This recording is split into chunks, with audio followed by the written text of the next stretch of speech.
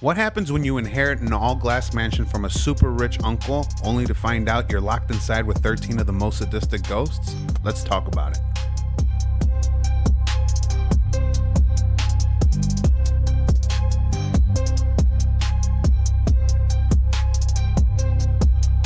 Hey my ghoulies, and welcome back to another episode of The Fright Room. Today we're going to be breaking down the movie 13 Ghosts.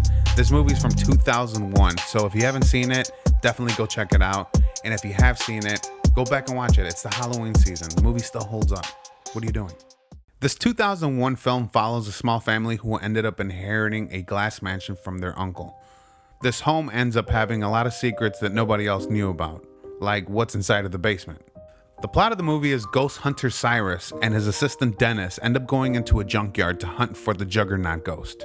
During their mission, many members of the crew, including Cyrus, end up being killed by the Juggernaut, but ended up successfully capturing the spirit of the ghost. Opening scene, you find out that Cyrus left all of his belongings, including his mansion and all of his wealth, to his nephew, Arthur, and his entire family. Following the opening scene, you're introduced to Arthur and his family, who have just recently went through a tragic event where they ended up losing his wife. It's explained to you really quickly just in the opening of the movie, but the gist is they've gone through a tragic event, they lost everything, and now that they're about to inherit this beautiful mansion and all of this wealth, it's definitely a no-brainer. It's a blessing.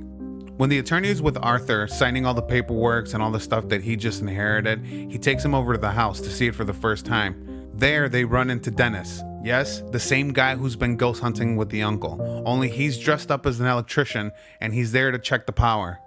But he's really there to get the money back that his uncle owed him. This is where things get interesting. The house starts to lock down with everybody inside of there, including the attorney who worked for the uncle, and Dennis, the ghost hunter. Little by little, everybody's wandering around the house, exploring, and they kind of start figuring out that this house isn't as good as what they thought it was going to be. That's because the basement is filled with 13 of the most sadistic spirits that Cyrus has been hunting the entire time. Now, I'm not doing it justice by the way that I'm basically giving you guys the plot. So this is once again why I urge you guys to definitely go back and watch this movie if you've already seen it. And like I said, if you haven't seen it, you have to go and see it. It's definitely an old movie that's definitely going to take you by surprise. One of the main reasons why I love this movie and why I've always recommended it to people is the special effects makeup. Modern day movies rely on a lot of special effects. This movie still has special effects as the backbone of everything, and it really shows through. So on this episode, we would like to break down the 13 ghosts from least scariest to scariest. I will warn you, this list is about to have some spoilers literally right off the jump. So if you don't want any spoilers, go watch the movie first. At number 1, we have The Withered Lover. This is like the most messed up one because you don't even find out about this ghost until like near the end of the movie. At the least scariest, it's basically Arthur's wife. I name her the least scariest not because of anything other than she didn't really try to hurt anybody. She was actually there to kind of help everybody out. She just wanted to get the family out of there. So it's not that she was a bad ghost, just not the scariest one. The easiest choice had to have been The Withered Lover, considering Jean Kritikos was my nephew's wife. Her burnt and tortured soul held just the magnitude of suffering I required. As a wife and mother, Jean was loving and devoted. I must say that my nephew married a wonderful and proper woman. But their happiness came to a fiery end one fateful night. After decorating the family Christmas tree, the family had snuggled together in front of a roaring fire. In the dead of the night, a still smoldering log rolled out onto the carpet, igniting it instantly. The smoke alarm sent Arthur into one of his famous panics. He rushed down the hall to save his children, assuming, of course, that his wife would head outside. Arthur soon realized he had assumed wrong. The firemen kept Jean's family from going back in after her. Poor Arthur was devastated by not saving her, but her oh-so-tragic death served my needs perfectly.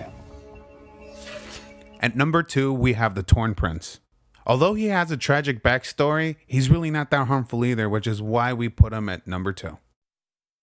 The Torn Prince was a boy born in 1940 by the name of Royce Clayton.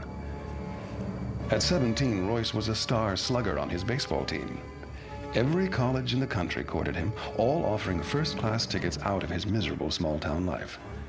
But fate threw Royce a curveball in the form of a local greaser who challenged him to a drag. Royce held his own for the first half mile, then suddenly lost control of his little sweetheart. The hot rod flipped 3 times before bursting into flames. His peers watched in horror as the fire engulfed their fallen hero. Needless to say, he never escaped his small-town life. His remains still buried in a small plot overlooking his beloved ball field. At number 3, we have the firstborn son. He's really not that interested in scaring anybody in the movie, but he's still pretty creepy. Check it out for yourself. Before he became my firstborn son, little Billy Michaels was simply a stubborn brat. His obsession with the world of cowboys and Indians took precedent over all else. Any attempt to drag Billy out of his fantasy world sent him flying into a rage. His parents thought it all a harmless phase, until the day that a neighbor boy discovered a real bow and arrow in his father's closet and taunted the notorious Cowboy Billy into a duel. But Billy's toy cap gun was no match for the steel-tipped arrow that took his life. His rebellious attitude and refusal to accept defeat was a perfect fit for my violent circle of angry spirits.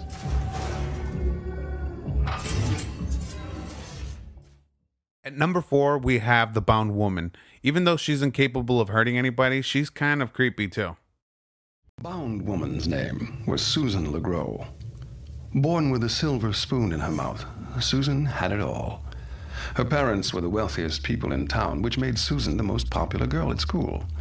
Life couldn't have been more perfect, but Susan's one flaw was how she treated men. Flirting and toying with whomever she chose, she left a long trail of broken hearts. Her friends warned she'd live to regret her ways, and they were half right. In Susan's senior year, she dated the star football player Chet Walters. The night of the senior prom, Chet caught his prom queen in another boy's arms. The next morning, the boy was found clubbed to death, and Susan was missing. 2 weeks later, Susan's body was found, buried beneath the football field's 50-yard line, bound in rope and strangled to death. Arrested and put on death row, Chet's last words were, "The bitch broke my heart, so I broke her neck." That jealous monster would have made a nice compliment alongside Susan. Such wretched words and behavior, but his results were quite fitting. At number 5, we're finally getting to stuff more scarier. It's the Pilgrimess. This is one of the ones where you kind of start seeing a lot of the special effects makeup shine through. She is super scary. Her backstory is everybody blamed her for being a witch, and, for all the crops dying, turns out she was a witch. Check it out for yourself. Miss Isabella Smith was my choice for The Pilgrimess. Her story began in 1675 when the orphaned Isabella journeyed from England in the hope of finding a comfortable home in a quaint New England town. But problems began soon after she arrived. The tight-knit townsfolk didn't trust outsiders. When their livestock started to die mysteriously, the town's preacher accused Isabella of witchcraft. She denied the claim, but the town quickly turned against her. As more livestock fell ill, the preacher acquired a mysterious illness. The town rallied into a frenzy, cornering Isabella in a farmhouse, which they lit on fire. But moments later, Isabella miraculously crawled out, still alive, and without a single burn upon her skin. The astounded townsfolk sentenced her to a slow death in the stocks. There she stayed for weeks while children stoned her, women cursed her, and men spat on her. The humiliation proved worse than the pain. Finally, Isabella succumbed to starvation. Whether or not she was a witch, I can't say, but her powerful anguish served my need. At number 6, we have the Dire Mother. She's not very scary, but the backstory is definitely kind of messed up, involving S.A. Check it out for yourself. Margaret Shelburne, the Dire Mother, was a shy woman who could never stand up for herself, partly because she rose to only a mere 3 feet in height. Since childhood, she was stared at for her pint size. Her own mother would even sometimes dress her like a doll. Margaret didn't care, as long as she found some perverse form of acceptance. A carnival barker named Jimbo put her on display in his freak show. Life was horrible, being an attraction for people to gawk at. One night, while sweeping up a donkey pen, she was raped by the tall man. She spawned a beastly offspring of her own. Oh, she loved her dear son Harold, more than life itself, never letting him out of her sight. The circus workers teased and tormented them relentlessly, a conflict that played itself out with bloody resolve that left nearly the entire circus free of life, including poor Margaret and Harold. Well, as they say, there's no business like show business. At number 7, we have the Great Child, the son of the dire mother. He's a big baby, basically, but he's pretty scary, only to protect his mom, though. The backstory, like I said, to his mother was kind of messed up. For his son, it was kind of the same thing, but check it out for yourself. Tell me what you think. Strangest ghosts I caught had to be Harold Shelburne, the Great Child. His 3-foot-tall mother, Margaret Shelburne, was wildly overprotective of her son, smothering and spoiling him from infancy, and never stopping as he grew. Harold could barely care for himself, and as a result, remained in diapers his entire life. Mocked at every turn, they sought refuge with the traveling freak show run by a man named Jimbo. But even a life in the circus was no escape, as they were continually taunted and tormented by their own twisted kind.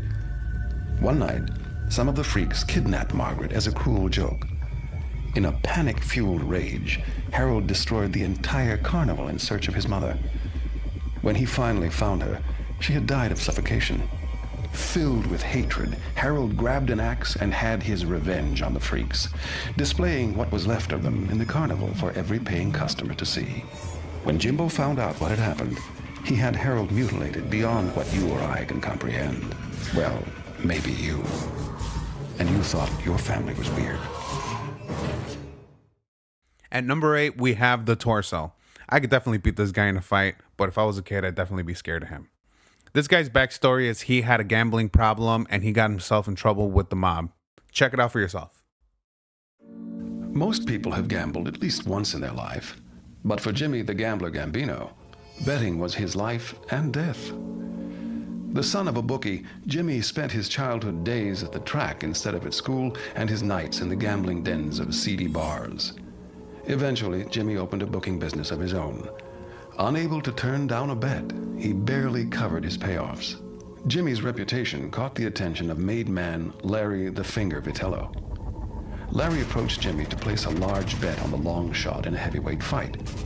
Jimmy knew the risk, but needed to uphold his reputation, so he shook hands with Larry and sealed his fate. As his fighter took a deciding blow, Jimmy fainted to the floor. When Jimmy came to, Larry had arrived to collect his winnings. But Jimmy was cleaned out, so Larry made an example out of him. Actually, several small examples. He chopped him into little pieces, wrapping them in cellophane and dumping them into the ocean. Together they formed the pieces which completed my search for the Torso. At number 9, we have the Angry Princess. This one really made me feel like eating cantaloupe. I don't know why. This backstory was also kind of tragic, but it had a lot to do with body dysmorphia. At least that's what I would call it. I'm not a professional, though. Tell me what you think. Check it out. The Angry Princess was a young woman whose beauty became her ruin. Dana Newman was blessed with the natural looks of a goddess, but cursed with an inability to recognize it. Her vanity and insecurity was only fueled by a string of abusive boyfriends. By the time of her 20s, depression had dragged Dana into a downward spiral of self-loathing that doctors struggled to save her from. Her desperate search for perfection led to employment with a plastic surgeon, where her wage was paid in nose jobs, breast implants, and an endless array of other needless procedures. Alone in the office one night, Dana tried to perform surgery on herself in a desperate attempt to remove an unperceivable imperfection on her face. The unorthodox procedure went horribly wrong, and she was left blinded in one eye. She finally gave up on achieving perfection and mutilated herself in a bathtub until her veins ran dry. When they found her, they said that she was as beautiful in death as she was in life. At number 10, we have the Juggernaut. This guy was definitely an OP hillbilly. Overpowered, right? That's what it means? This guy's basically a serial killer who was also a tow truck driver. He basically took his victims whenever they were stranded out in the middle of nowhere. He would dismember their bodies and feed them to their dogs. Talk about a Tinder profile. The Juggernaut was known in life as Horace Breaker Mahoney. Horace was born oversized and horribly disfigured, spending his childhood as an outcast. His mother abandoned him at an early age, and his father put him to work in their junkyard, where Horace's teenage years were spent alone, crushing and chopping up old cars. His father died, and with no parent to steer him, the 7-foot-tall giant snapped. His first kill was a pair of female hitchhikers. He drove them back to the junkyard and tore them apart with his bare hands, feeding the pieces to his dogs. Many more kills followed. His M.O. was towing stranded motorists back to the yard where he would meticulously break every bone in their bodies. But his luck ran out, as it always does, the night he picked up an undercover female cop. It took over a dozen men to subdue the immense giant, 3 of whom lost their lives when Horace broke free of his handcuffs. But poor Horace's struggle eventually ended when 5 officers pumped nearly 50 rounds of ammo into him, and then another clip into his lifeless corpse, just to be sure. At number 11, we have The Hammer. This guy's probably one of the scariest ones out of the whole movie, and the special effects makeup must have taken hours. Out of all the ghosts, I think this is going to be the one that nobody would want to be locked into a house with. Check it out. Tell me what you think. George Markley was a happy, honest blacksmith in the early 1890s before the horrific events that transformed him into the Hammer. A hard-working man named Nathan wrongfully accused Mr. Markley of stealing and threatened to run him out of their booming town. Knowing he was innocent, George stood up to Nathan and refused to move. One day, when George's wife and 2 children were walking home from the market, Nathan and his gang of thugs attacked them, brutally killing them. Enraged, George tracked down Nathan and his friends and beat them to a pulp with his massive blacksmith's hammer. The local townspeople captured George and dragged him back to his shop, where he received a brutal form of frontier justice. Tied to a tree, nails were driven deep into his body with his own hammer. They finished the job by cutting off his most prized possession, his hand. Crudely fastened to his severed appendage was the tool of his livelihood, the hammer, readied for one last chance at vengeance. At number 12, the scariest one, the Jackal. As one of the best makeup designs out of the whole movie as well. In my opinion, it's up there with the Hammer. It was super scary for the film, and you gotta tell me, what do you think? Ryan Kuhn, the man who became the Jackal, was born in 1887 to a prostitute. Ryan later developed a sick and insatiable appetite for the female gender, attacking prostitutes and stray women with the cunning of a wild animal. As a means to cure his insatiable appetite, Ryan committed himself to Borehamwood Asylum. After years of imprisonment in a padded room, he went completely insane, scratching at the wall so violently that his fingernails were torn completely off. The doctors kept him permanently bound in a straitjacket, tying it tighter when he acted out, causing his limbs to contort horribly. Still fighting to free himself, Ryan gnawed through his straitjacket until the doctors finally locked his head in a cage and sealed him away in a dark basement cell. There, he grew to hate any kind of human contact, screaming madly and cowering whenever approached by people. When a fire broke out in the asylum, everyone but Ryan escaped. He chose to stay behind and meet his deserved fate. And that's the backstory to 13 Ghosts. Well, literally all of the 13 Ghosts. Which one do you think is the scariest one? I guess the fun fact, I just got told this, but I guess the princess, she took the longest with the makeup. I honestly would have thought it would have been the Hammer. Let me know, is this enough for you to go watch the movie for your first time, or to even go back and rewatch it? If so, let me know what your favorite ghost was. Leave it in the comments. Don't forget to subscribe, and we'll see you in the next one. Bye.